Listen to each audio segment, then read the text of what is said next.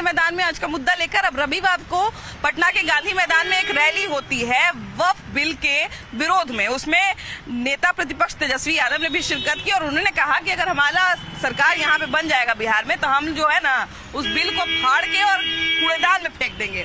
अब उसके बाद से जो है तेजस्वी यादव पर तमाम तरह का तंज लोग कसने लगे।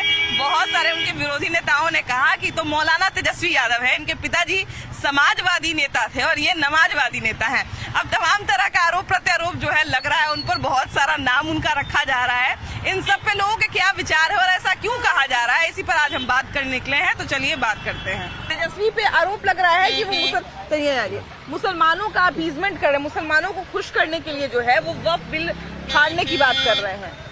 देखिए वो तो भाई शायद लोग जो कह रहे हैं मौलाना तेजस्वी जी तो सही बात कह रहे हैं। वक्त भी भारत सरकार पास किया और उसके अगेंस्ट में ये लोग रैली कर करके बिल को फाड़ने की बात कर रहे हैं जो एकदम सीधे से नकारा जा सकता है। अच्छा तो एक बात बताइए भैया कि हम लोग बिहार में हैं और तेजस्वी तो बिहार की ही खासकर राजनीति करते हैं, तो बिहार में तो ज्यादातर मतलब मेजोरिटी में तो हिंदू हैं, तो फिर मुसलमानों को खुश करने के चक्कर में हिंदू को क्यों नाराज करेंगे?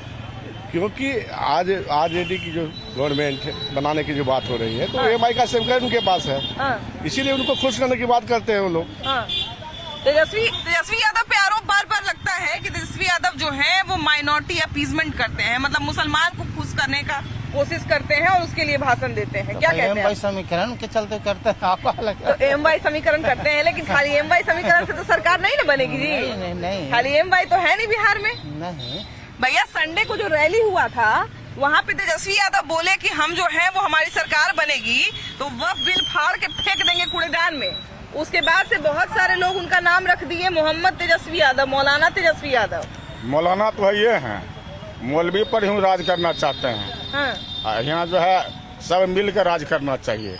बीजेपी के कुछ लोग कह रहे हैं कि पहले जो है वो समाजवादी हुआ करते थे, अब नमाजवादी हो गए हैं। हाँ सही बोल रहे हैं। बीजेपी जो है ना जो कहती है वो करती है, जो उनका कीर्ति है वही बात बीजेपी बोलती है। तो एक बात बताइए भैया, अभी तो इलेक्शन आ रहा है तो बीजेपी भी तो यही चाहेगी ना कि मुसलमान वोट जो है हमारे साथ आ जाए, तो अगर वही चीज तेजस्वी चाह रहे हैं तो इसमें क्या गलत बात है? ये तो आप लोग मीडिया के माध्यम देखते हैं कि भारत सरकार और बिहार की सरकार सबके लिए काम करती है। हम किसी एक वर्ग या धर्म के लिए काम नहीं करते। यहाँ की जो सरकार बिहार की सरकार है वो सबके लिए काम करती है और हमारा स्लोगन ही है सबका साथ सबका विकास। ठीक है। तेजस्वी पे बार बार आरोप लग रहा है कि तेजस्वी जो है वो अपीजमेंट कर रहे हैं, मुसलमानों का ध्रुवीकरण करने के लिए कहते हैं कि वक्फ बिल जो है वो फाड़ के फेंक देंगे। वो वोट बैंक का राजनीति करना चाहते हैं बस। और बीजेपी जो है वो सब जाति को लेकर चलने वाली पार्टी है, सबको लेकर चलेगी। तो अगर मान लिया जाए कि सच में उनकी अगर सरकार बनती है और वो सही में अगर वक्फ बिल फाड़ के फेंक देते हैं तो क्या एक ऐसा कानून जो पारित हो चुका है जिसको संसदीय बोर्ड ने पारित कर दिया है वो क्या कैंसिल हो जाएगा उनके? नहीं, ये तो कैंसिल नहीं हो सकता। एक बार राहुल गांधी भी याद है कि वो भी बिल एक बार फाड़ दिए थे, अभी तक उनका फजीहत होता है। तो उस बात से क्या सीखना नहीं चाहिए तेजस्वी यादव को? जरूर सीखना चाहिए। क्या तेजस्वी यादव सच में मुसलमान को खुश करने के लिए जो है हमेशा तैयार रहते हैं? देखिए ऐसा नहीं है, मुसलमानों को खुश करने के लिए नहीं, वो जो है चाहते हैं कि हम बिहार में सरकार बनाएं। लेकिन बिहार में सरकार उनकी कब बनेगी? वो दौड़ खत्म हो गया, उनकी दौड़ खत्म हो गई। उस समय जो उनके शासन लोगों ने देख चुका है, उनके पिताजी का शासन। हाँ उनके पिताजी का है, उन्हीं का वंशज भी है। अच्छा ये बताइए भैया कि उनके पिताजी कहा जाता है समाजवादी थे, है ना? तो उनके बारे में लोग कहता है कि पिताजी समाजवादी थे, ये नमाजवादी हो गए, खाली मुसलमान के खुश करते हैं।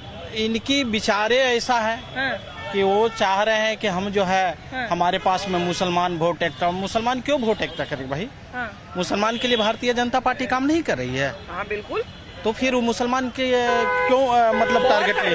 बहुत सारी ऐसी योजनाएं जो चल रही हैं वो केवल ऐसा थोड़ी है कि सिर्फ हिंदू के लिए है या सिर्फ उसमें मुसलमान के लिए नहीं। बिल्कुल। 1 रुपया अगर वहाँ से आता है जिसमें कहीं भी बिचौलिया नहीं है वो मुसलमान के खाते में जाते हैं। ये जो वक्फ बिल वाला जो कानून है ये आप सुनते होंगे गाँव देहात में, इससे तो गरीब मुसलमान को तो ऐसा कोई फायदा देखिए एक बार महिला बिल जो है हम जहानाबाद से हैं, संसद हमारे सुलेंदर यादव में फाड़े थे, फिर भी वो पास हुए। और उसके लिए आप भी महिला हैं, उसकी अधिकार के लिए आप जोत रहे हैं, तो इसमें जो है इससे क्या हो गया? जो गरीब तत्व का जो मुसलमान है उनके लिए लाभदायक है। लाभदायक है। तो फिर उसका जो है विरोध करने से क्या फायदा मिलेगा? कोई विरोधी नहीं है। जो असली तो क्या जो बिल की बात इसलिए कहते हैं कि मुसलमान खुश हो जाए। एक मिनट में जो ग्रामीण क्षेत्र से हम आते हैं, ग्रामीण क्षेत्र के मुसलमान जो है उनसे पूछिए, इससे खुश है वो खुश है उससे, इससे खुश है, उनका क्या आपत्ति है। यहाँ तो उसके हकदारी मार रहे हैं जो वहाँ से बाहरी दूसरे देशों से आकर करके उनके जो दावादारी जो किए हुए हैं वो है। उसमें 5% के लोग जो है उनको जमीन को है कब्जा रूप में किए हुए हैं। मतलब 5% लोग तो और क्या है, सारा वक्त बोल के वो बस वही और क्या है, उसको बेचे, उनके किसी भी योजना के बारे में उन सोचे। बहुत अच्छी ये भी तो होता है भैया कि जो वक्फ बोर्ड का जमीन होता है, कहाँ ऐसा हम लोग सुनते हैं कि उस पे जो है गरीब मुस्लिम का आवास बना दिया गया, गरीब मुस्लिम के लिए बिल्कुल सही बात बोले, ऐसा तो नहीं होता है। आपने सही बात बोले। उसके लिए मदरसा में लोगों के बच्चे के लिए कुछ अति उस तरह से दिखाए, कहीं भी जो है रोजगार की धंधा खोल दो। लेकिन ये 5% लोग जो है जो बिल्डिंग बना रहे हैं, इससे तो उनका ना लाभ है, मतलब इससे उनको कोई फायदा नहीं हो रहा। नहीं, जो गरीब तत्व के लोग जो हैं मुसलमानों में, उनको भी फायदा नहीं हो रहा। ये बिल से उनका खुशहाली है। अच्छा देखिए, इस बिल की बात तो खैर एक अलग ही बात है, और आपने देखा भी होगा कि जिस समय ये बिल आया था उसमें हमने लोगों से बात भी की थी गांव के वाले क्षेत्र में जाकर, तो उसका तो एक अलग ही मतलब है। लेकिन ये तेजस्वी ने जो खतरा मोल लिया है, ये खतरा उनके लिए कितना बड़ा खतरा साबित होगा ये तो आगे देखेंगे। लेकिन फिलहाल बातचीत जारी रखते हैं, चलिए आगे बढ़ते हैं। भैया अभी रविवार को एक रैली हुई गांधी मैदान में, काफी बड़ी रैली थी, बहुत सारे उसमें मुस्लिम भाई हमारे आए हुए थे, और उसके बाद से तेजस्वी का नाम मौलाना तेजस्वी कुछ लोगों ने रख दिया है। तो नाम उनका सही रखा गया है मौलाना तेजस्वी, उनकी जो नीति रही है हमेशा से, तो काम ही वैसा कर रहे हैं मौलाना वाला। तो अच्छा, तो ये बताइए कि वो जो है जिस तरह का कहा जाए कि बहुत सारे लोग कह रहे हैं कि माइनॉरिटी को या फिर मुस्लिम समुदाय को खुश करने के लिए जो है कहते हैं कि हम वक्फ बोर्ड वाला बिल फाड़ के फेंक देंगे अगर हमारा सरकार बनता है तो क्या कोई कानून को फाड़ के फेंक देने से कोई समुदाय वोट दे देगा उनको? ऐसा हो नहीं सकता है, केंद्र सरकार के कानून है, कोई उसे फाड़ के फेंक नहीं सकती है। और इनकी सरकार बनने वाली तो ऐसे भी बिहार में है नहीं, बस ये वोट बैंक की राजनीति कर रहे हैं। वही बिहार की सियासत में जो है तेजस्वी के नाम के साथ एक नया नाम जोड़ दिया गया है, मौलाना तेजस्वी। तो तेजस्वी यादव थे, ये मौलाना तेजस्वी कैसे हो गए? देखिए, एक हिंदी फिल्म का एक मशहूर गाना आया था, आपको भी याद होगा, हम सबको याद है कि जो तुमको हो पसंद वही बात कहेंगे। और जो गांधी मैदान में जो दृश्य दिखाने का काम किया जा रहा था, वो बिल्कुल इसी गाने का वो चरितार्थ करने का प्रयास कर रहे थे तेजस्वी यादव जी। और तेजस्वी यादव जो बातों को कह रहे थे कि हम मेरी सरकार बनेगी तो हम उस डस्टबिन में उसको फेंक देंगे। शायद जो संविधान का जो लाल किताब लेकर वो घूमते हैं, उनके जो इंडिया अलायंस के साथी लोग, वो उनके लिए संविधान नहीं है, उनके लिए वो भविष्य दर्पण है। वो खुलता है और देखा जाता है कि आज कौन से विषय पे आपको बोलना है और कैसे कहना है कि आपको संविधान खतरे में है और देश खतरे में आ गया, लोकतंत्र कैसे खतरे में हो गया। उसी भविष्य दर्पण किताब में अगर वो ध्यान से पढ़ेंगे तो आर्टिकल 254 आता है, जिसमें बताया जाता है कि केंद्र सरकार द्वारा बनाया गया कोई भी कानून अगर होता है उसको राज्य सरकार को पालन करना ही करना है, एनी हाउ करना है। अब यहाँ सवाल ये उठता है कि जम्मू कश्मीर में जो सरकार बनी, उनका क्या स्टेटमेंट था कि हमारी सरकार बनी अगर तो हम 370 हटा देंगे। हाथ उन्होंने खड़ा कर दिया, हैंड्स अप हो गए हैं, और बार बार कह रहे हैं कि निपक्ष, आपने चुनाव आयोग के बारे में कि निपक्ष आपने चुनाव का यहाँ बहुत प्रसन्न है, हमारी सरकार बनी, आपके मोदी जी के नेतृत्व में हमने बहुत अच्छा परफॉर्म किया है। तो इस तरह की वो बातें करते हैं। और रही बात इसका कि उनको मौलाना कहने का मतलब ये है क्योंकि वो लोग कभी पढ़ते नहीं है। वो लोग क्या किए हैं ना, अपने तपीश में एक भगवान शिव से एक गलती हुई थी, वो भस्मासुर के तपस्या से प्रसन्न होकर उन्होंने भस्मासुर को जन्म दे दिया था, और भस्मासुर को आशीर्वाद मिला था कि वो जिस किसी पे हाथ रखेगा वो भस्म हो जाएगा। और ये जो वोट बैंक की जो राजनीति करने के दरमियान वो लोग जो एक सेटलमेंट कर रहे हैं, वो भस्मासुर को आशीर्वाद ही दे रहे हैं। क्या वैसे कानून को कूड़ेदान में फाड़ के फेंक देना? एक बार बिल फाड़ा था राहुल गांधी ने, उसकी चर्चा अभी तक होती है, उस पर अभी तक लोग हंसते हैं, अभी तक बात बनाते हैं। इनका तानाशाह रवैया है। जिस प्रकार से संविधान के पुस्तक को इन्होंने रौंदने का काम किया, बाबा साहब अम्बेडकर का नाम लेते हैं ये लोग, बाबा साहब अम्बेडकर को कितना सम्मान देते हैं, इनसे छिपा हुआ नहीं है। इसी तरह वक्फ बोर्ड पर इन लोगों ने बलगलाने का काम कर रहे हैं। वक्फ बोर्ड बिल्कुल सही संविधान के तहत पारित किया गया है इसको लोकसभा से, और इसमें समझिए तो अकलियत जो है, जो पसपांदा समाज है, जो गरीब मुस्लिम है, उसको लाभ इसमें मिलने वाला है, उसको लाभ मिलेगा। लेकिन ये लोग बलगला रहे हैं, राजनीति कर रहे हैं, ठीक है। तो तेजस्वी का तो काम ही है कि भाई हिंदू को गाली दो और मुस्लिम बन जाओ। सच में मुसलमानों का हितैषी है तो क्या वो इन सब चीजों पे बात नहीं करेगा? वो सीधा कहेगा कि हम बिल फाड़ देंगे। देखिए, सबसे बड़ी बात यह है कि वो किसी के हितैषी हो ही नहीं सकते हैं, वे सिर्फ अपने परिवार के हितैषी हैं। आप याद कीजिए, उनके पिताजी रेल मंत्री थे और उनके सहयोग से केंद्र की सरकार 2-2 बार चलती। उन्होंने सरकार गिराने का भी प्रयास किया, सरकार बनाने का भी प्रयास किया। वो एक पावरफुल मेजोरिटी के साथ केंद्र में थे। उस समय उनको मुसलमानों की याद क्यों नहीं आई? वक्फ बोर्ड कोई आज का बोर्ड है नहीं और ये किसी भी देश में लागू नहीं है। अगर भारत में कांग्रेस की तुष्टीकरण राजनीति वाली सरकार ने इसको लागू किया था तो उनको ये देखना चाहिए था कि इस कानून में कितनी खामियां हैं और खामियां के चलते कितने गरीब मुसलमान इसके लाभ से वंचित हो रहे हैं। बल्कि कई सारे मुस्लिम देशों में भी ये कानून नहीं है। बिल्कुल कहीं भी नहीं। आप अगर उठा के देखेंगे तो जो मुसलमानों की हित की बात ये लोग करते हैं, जो मुस्लिम कंट्री है, जो 56 मुस्लिम देश हैं जो कहा जाता है, तो 56 मुस्लिम देश में इस तरह का कोई कानून नहीं है। और आज ये सिर्फ मुसलमानों को बरगलाने के अलावा इनके पास कोई एजेंडा नहीं है। सबसे बड़ा चीज है कि उनको रूल और नियम संविधान का ज्ञान नहीं है। जो चीज पार्लियामेंट से या संसद से विधानसभा जो पारित हो गया वो रूल को सब मानती है। पहली चीज, कोई भी चीज रूल अनुच्छेद पास होती है, कोई भी बजट पास होता है तो ये संवैधानिक रूल के अंतर्गत अनुच्छेद समय अनुकूल वो संशोधन होती है। वो जो संविधान बनता है, रूल बनता है, अनुच्छेद बनता है, उसके अनुसार पारित किया है। और जहाँ तक उनको मौलाना की पदवी दी गई है तो उन्होंने कोई दिया नहीं, खुद ब खुद उन्हें इस्लाम कबूल किया, कर रहे हैं दिखावा, लेकिन इस्लाम भी कबूल नहीं किया। जब नवरात्र के टाइम में उन्होंने मुर्गा मीट खस्सी को जो उन्होंने खाया और खाते आते हैं और बराबर कहते हैं कि मुसलमानों के प्रति मेरा हमदर्दी, कोई हमदर्दी नहीं है, ना हिंदू प्रति है। उनके साथ उनका एक अपना पर्सनल एक संविधान है, रूल है, नियम, अपनी बनावटी स्वार्थ की राजनीति, परिवार की राजनीति, वहीं तक वो सीमित हैं। और कहते हैं कि समाजवादी तो कभी हो ही नहीं सकते वो।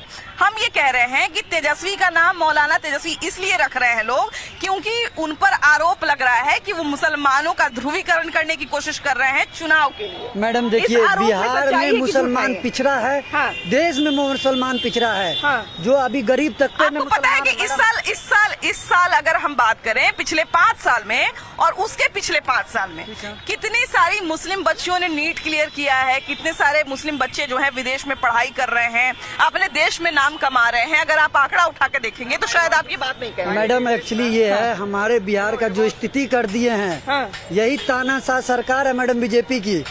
20 साल से एनडीए मिला के सरकार है, नीतीश कुमार और बीजेपी की। 20 साल में आप मुसलमानों का क्या भला किए, पहले ये बताइए। आप जो कह रहे हैं समीकरण तो वोट देता है मैडम, एम बॉय है, इसीलिए हमारे यहाँ अशरफ अली फातमी साहब है, अब्दुल बारी सिद्दीकी साहब है मैडम। तमाम नेता जो है मैडम आरजेडी के है, जो गरीबों को उठाने का काम कर रहे हैं। भैया कैसे हैं भैया? ठीक है भैया।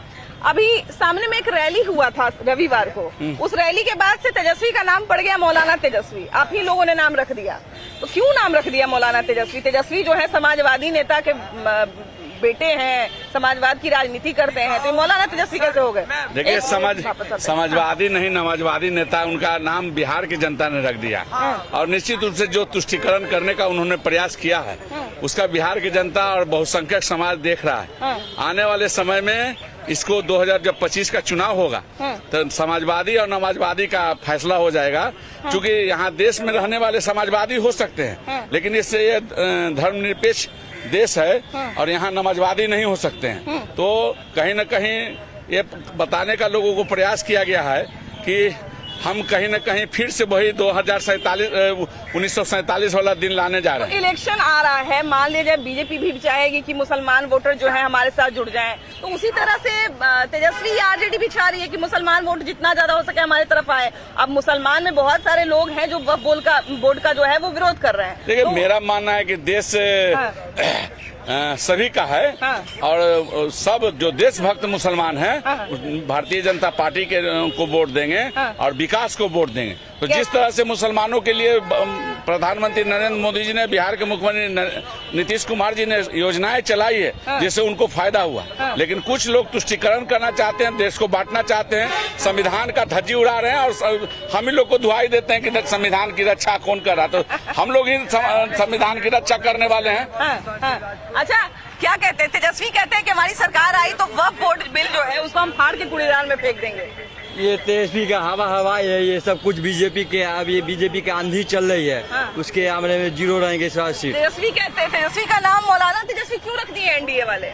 मौलाना तेजस्वी है, तो मियाँ के अवतार पार्टी करते हैं, वो मियाँ का टोपी पहनते हैं, देखो करते हैं। नीतीश कुमार भी तो इफ्तार पार्टी में जाते थे, देखिए अभी भी जाते हैं, है कि वो नहीं? भी तो जाते हैं। नीतीश कुमार तो सब जगह तो वो अवतार पार्टी नहीं करते, कहीं कहीं जाके सम्मानित अपना लेते हैं। तेजस्वी तो पूरा हर जगह पहनते। वो अभी जाले गए थे मंदिर एला स्थान, वो टीका कर दिए थे पंडित, कुछ कदम के जाने के बाद टीका मिटा लिए। तो समझ में आता है कौन तेजस्वी मिटा लिए। जी। अच्छा, तो एक बात बताइए, तेजस्वी के अपने घर में एक मंदिर बना हुआ है जहाँ पे अक्सर तेजस्वी पूजा करते हुए दिखते हैं, तो फिर बाहर में वो ऐसा क्यों दिखाएंगे कि हम जो है पूजा पाठ नहीं करते, हम टोपी पहनते हैं मुसलमान वाला? पूजा तो उसका तो सब बिहार के जनता जानते हैं कौन कितना पूजा करते हैं। इस बार बिहार के जनता 2025 में जवाब देंगे बहुत बढ़िया। एक चीज जो बार बार निकल के सामने आ रही है कि आखिर तेजस्वी जो है वो समाजवादी से नमाजवादी क्यों हो गए हैं। लेकिन देखिए, सबसे बड़ी बात है कि अभी इलेक्शन आ रहा है, तो इस तरह का तो आरोप प्रत्यारोप लगते रहेगा। लेकिन हाँ, अभी हमें अपनी बातचीत को जारी रखेंगे। चलिए आगे बढ़ते हैं और कुछ और लोगों से बात करेंगे। तो देखिए, इलेक्शन आने के बाद तो वैसे भी विवाद चलने लगता है और भाषा का स्तर भी थोड़ा इधर उधर होने लगता है। लेकिन तेजस्वी यादव के नाम के साथ ये मौलाना तेजस्वी वाला बयान क्यों जुड़ रहा है? उसके पीछे रीजन है वोट बैंक। कारण है कि मंच पे यहाँ सरिया के खिलाफ, यहाँ वक्फ बोर्ड के खिलाफ आंदोलन का एक शुरुआत होती है गांधी मैदान में। प्रतिपक्ष के नेता होने के कारण अपने आप को समाजवादी कहते हैं कि सांप्रदायिक सरकार को हम आने नहीं देंगे, और ये मंच पे संबोधन करते हुए संविधान को हाथ में दिखाते हैं, सरिया को पीछे छिपाते हैं। तो इसका मतलब है कि बिहार की जनता जानती है कि इनकी सरकार आएगी तो इस सरिया लाने का प्रयास करेंगे। यह तुष्टिकरण में विश्वास रखते हैं, विकास में विश्वास नहीं रखते हैं। और एक और आरोप लग रहा है कि समाजवादी हुआ करते थे, अब नमाजवादी हो गए हैं।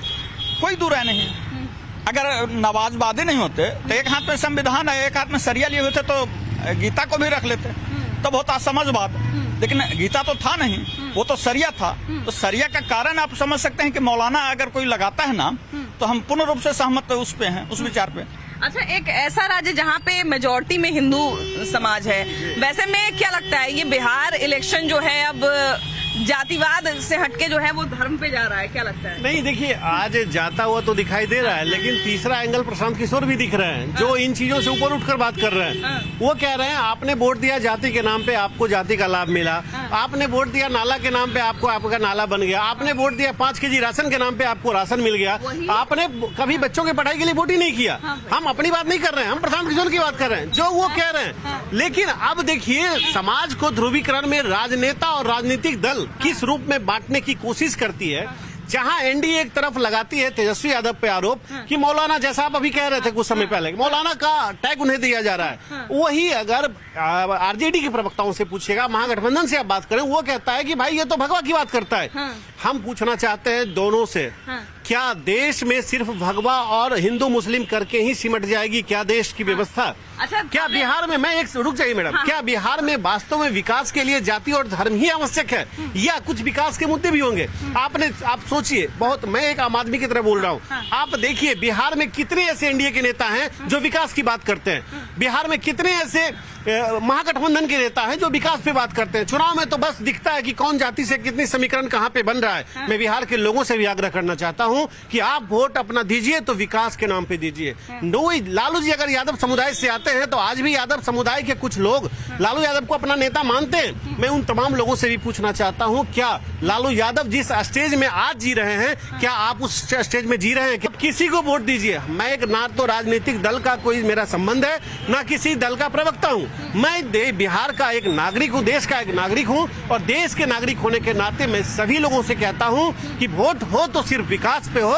जो विकास की बात करेगा, जो हमारे लिए खड़ा रहेगा, हम उसके लिए खड़े होंगे। सीधा सी बात है। हम जहाँ बताइए, सरिया पे जाने वाली बात नहीं है। यहाँ तो आप ध्रुवीकरण हम मुस्लिम का समझ गए। आप जिस सरिया की बात कर रहे हैं या जिस राशन की बात कर रहे हैं, मैंने दोनों को कोट किया। आप सुने होंगे मेरी बातों में, मैंने जहाँ तेजस्वी यादव को कोट किया वहीं मोदी को भी कोट किया। मतलब हम किसी के पक्ष और विपक्ष में नहीं है।